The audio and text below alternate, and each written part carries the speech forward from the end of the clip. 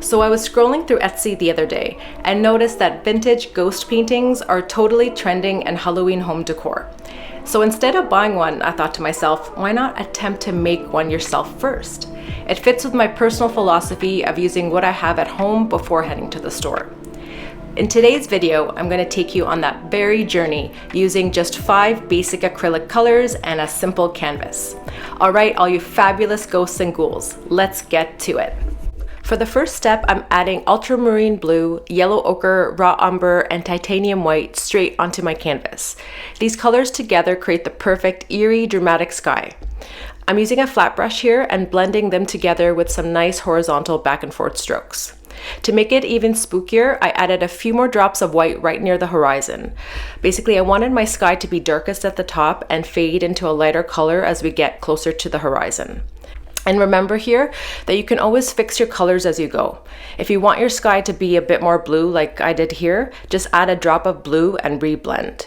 Now once you're happy with your sky, don't wait for it to dry. We're moving right to the next step, the fall cornfield. For the cornfield, all I did was add 2 to 3 drops of yellow ochre and 1 drop of white at the top, and then 1 drop of raw umber at the bottom. Then I blended this gorgeous vintage looking yellow with those same back and forth horizontal strokes as we did for the sky, which to me is a super relaxing way to paint. Now I wanted a paler yellow near the horizon, fading down into a dark, more brownish yellow at the bottom of the canvas. This mimics how things look in real life.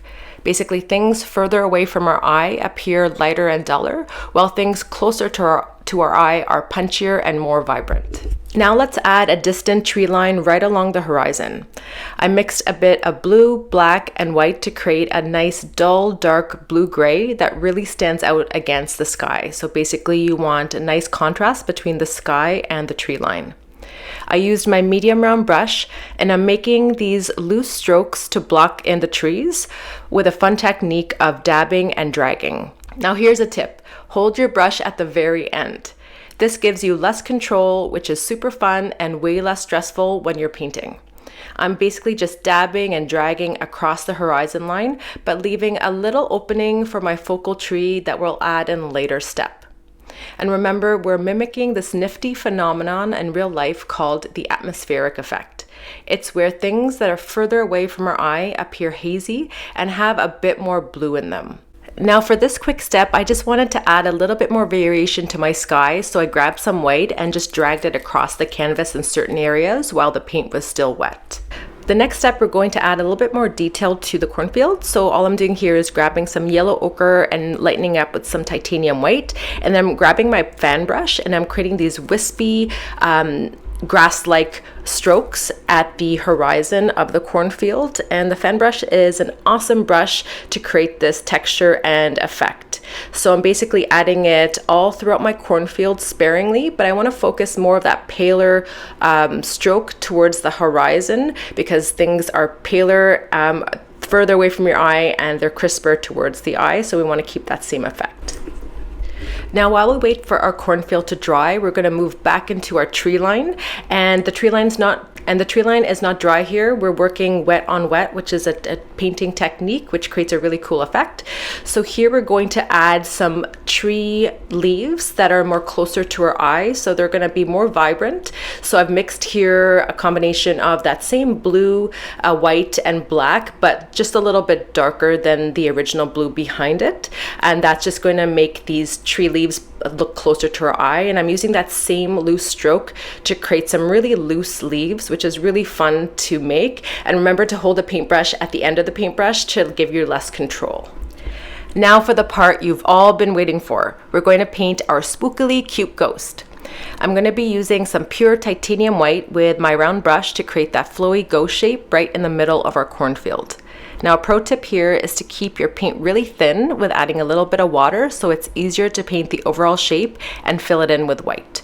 While the paint is still wet, I'm going to add some streaks of blue towards the bottom of our ghost to give it that flowy, ethereal look. Now, I know this ghost might look a bit odd at first, but trust me, we're going to layer on top of it in the next steps, and I promise this ghost is going to look way more on point later on. And hey, this is the part of every painting where things can feel a little, well, ugly. Many artists refer to this as the ugly step of the painting, and that's totally okay. It kind of reminds me of life and how we navigate through those uncomfortable and challenging moments. The key here is to not judge your painting too harshly. You can always work through it by layering, adding more detail, and incorporating variations of color, something I'm going to walk you through. So let's not give up and watch this painting transform like a beautiful butterfly. And if you're finding this tutorial helpful, I'd really love it if you could give it a thumbs up and subscribe to my channel. Talking about detail, that's exactly what I'm doing in the next step, by adding some tree trunks and branches. So basically I'm taking my detailing brush and thinning down some pure black paint to a nice, thick, soupy consistency. The thinner the paint, the easier it is to create those super fine lines, so don't be shy with the water here. Now, before I go for it, I like to practice a bit on my palette. Then once I'm feeling good and ready, I'm going to add some vertical, thin, and delicate tree trunks and branches across the horizon line. You also want to make sure that the layer below is dry too before doing this step. I actually picked up this tree painting technique from another video. The artist painted the loose shapes of the leaves first and then went in and added the tree trunks and branches afterwards. I found this approach to be way easier, less stressful, and a way more joyful way of painting trees.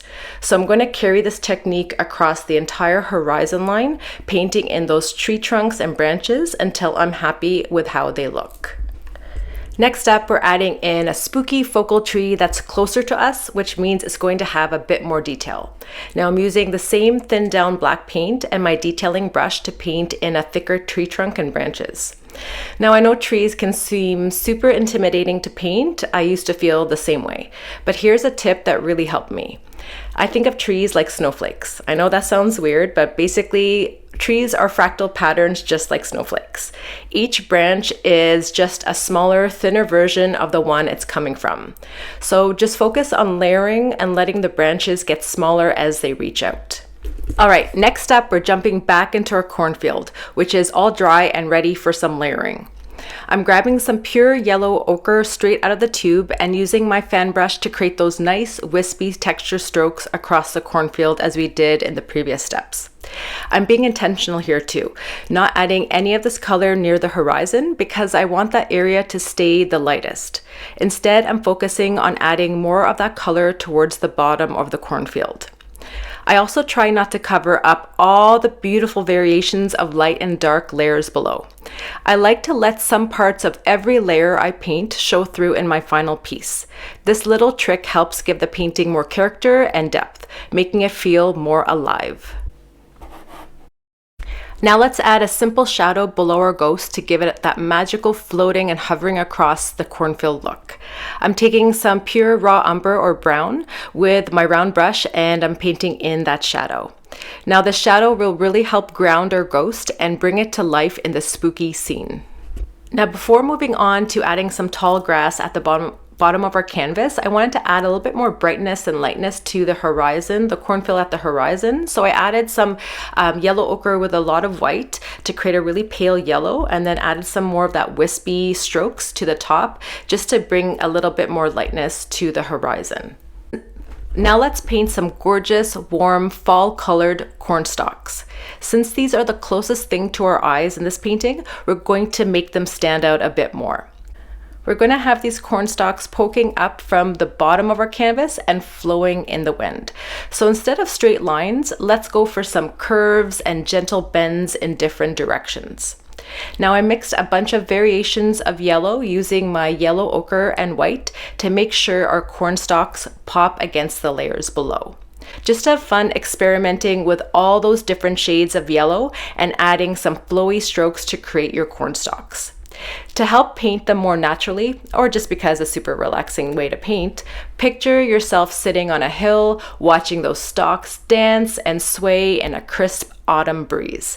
And now just watch your cornstalks come to life.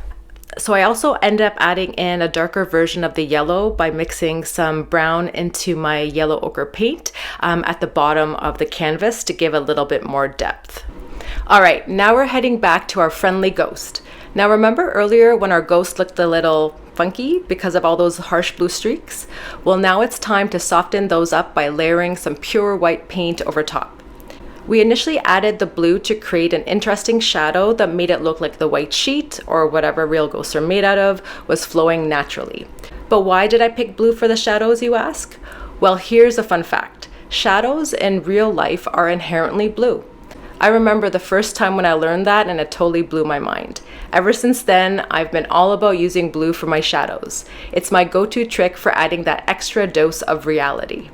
With that said, we don't want to cover all the blue with our layer of white here. Just lightly brush over the blue parts so that you still see some underneath. This next step is hands down my favorite in any painting, adding simple white highlights. This little trick is what really brings a painting home for me. It adds just the right amount of contrast with all those saturated colors to make it look like light is shining down on those cornstalks. But here's the key. Use it sparingly. Otherwise, it can get overwhelming real fast. Pick a few cornstalks to highlight, and with your smallest brush, add thin and delicate lines. Then, step away from your painting and take a look. Sometimes you only need a couple of highlights here and there to really make things pop. Trust me, stepping away is super important. I've definitely made the mistake of getting carried away, and then suddenly things get a little bit too busy and complicated. So take a breath, step back, and watch your painting come together. So as an optional step here, if you have any yellow still left on your palette and you don't want it to go to waste, you can use it to dab here and there and add some more layers into your cornfield.